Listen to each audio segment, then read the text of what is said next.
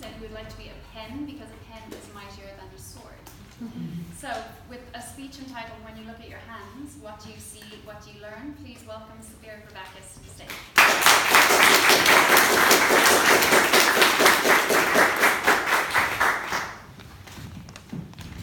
When you look at your hands, what do you see? What do you learn? Have a look at your hand for a moment. There's 5 fingers, all different. This thumb, we use it normally to indicate something is good. Well done, great speech. This finger, we normally point at someone. You. And this middle finger, it's a bit naughty. We all know why we do that. I'm not going to go there. And this 4th finger, we can add it to make it number 3. And this little finger here, I remember when I was a child, I used to show this to the teacher, so the teacher would know that I wanted to go to the toilet. 5 different fingers, different purposes. When you look at your hands, what do you see? What do you learn? We are marching through Parliament, not as lawbreakers, because women should be lawmakers. A society that allows women no part in decision making cannot flourish. Beyond the whole, what life are we permitted? Important posts are barred for us. Posts in government are just for men. Yet their decision affects women. They should either do us justice or do us violence. This was the word of Emily Pankhurst, leader of the suffragette movement, who helped women win women's right to vote in 1918. Women was treated as slaves. They were not allowed to work. They were not allowed to vote. They were only there to serve the man. When you look at your hands, what do you see? What do you learn? In December 1955, a lady by the name of Rosa Parks created history when she refused to give up her seat just because of her color of her skin. Back then in America, there were different laws. On a bus, there were different sections for the blacks, different sections for the whites. There were different toilets, public toilets for the blacks, different public toilets for the whites. And if a white person were to enter the bus, the black person had to give up their seat. But on that day, Rose Parks refused to give up her seat and chose to stood up for her right. She got arrested for it. But what happened after that? Something truly amazing. Everybody got in together. The black, white, Asian, all the community got in together, and they had to change the law. Again, when you look at your hands, what do you see? What do you learn?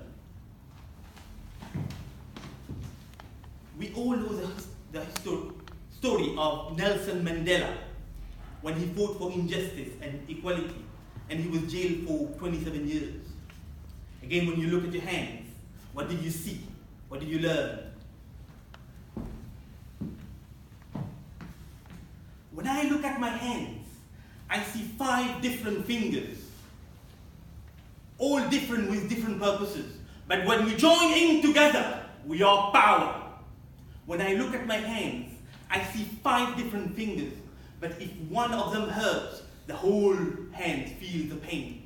Similarly, we have different nationality, different race, different gender, different religion, but we are all in the same human race.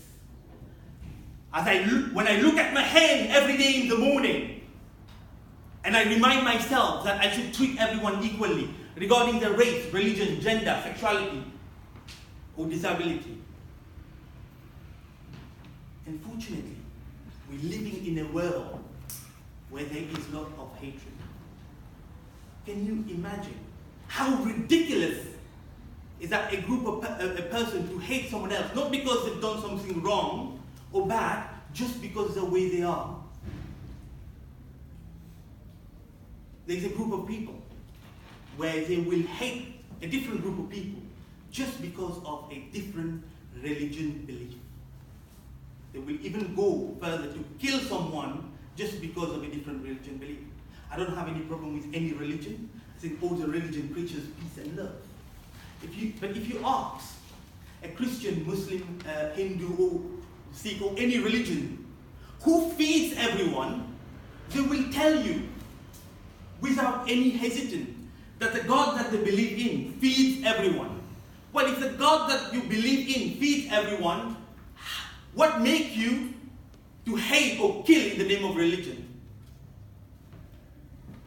The second group, another group, that would hate or even dislike someone just because of their sexuality.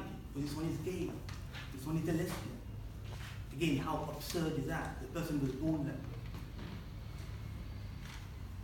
Some people give less preference to a woman than a man, or a man than a woman.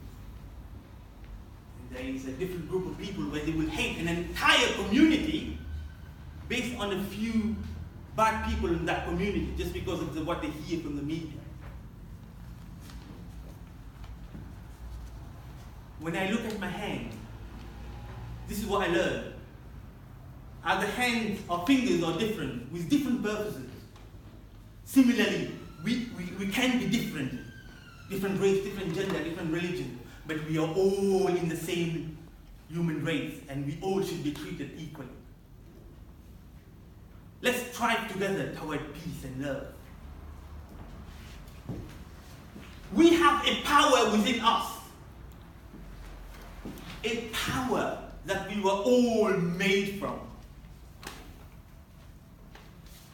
A power that we can use to change the world for the better. I'm talking about the power of love. I believe that the solution for all the problems in the world can be achieved through peace and love. And the problem causing around the world is because of hatred and greed. Let's remove the hatred and replace it by understanding. Remove the hatred and replace it by acceptance. Accept the person of how they are, like the fingers are different. The person may be different. And remove the hatred and replace it by unconditional love for the whole humanity, starting from yourself.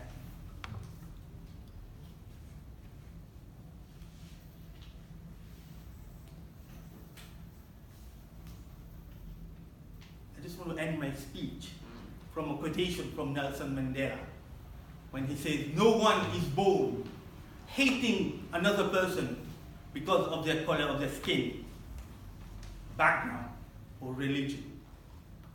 We learn to hate. People learn to hate. And if they learn to hate, they can be taught to love. For love is more valuable to a human heart than the opposite." Thank you.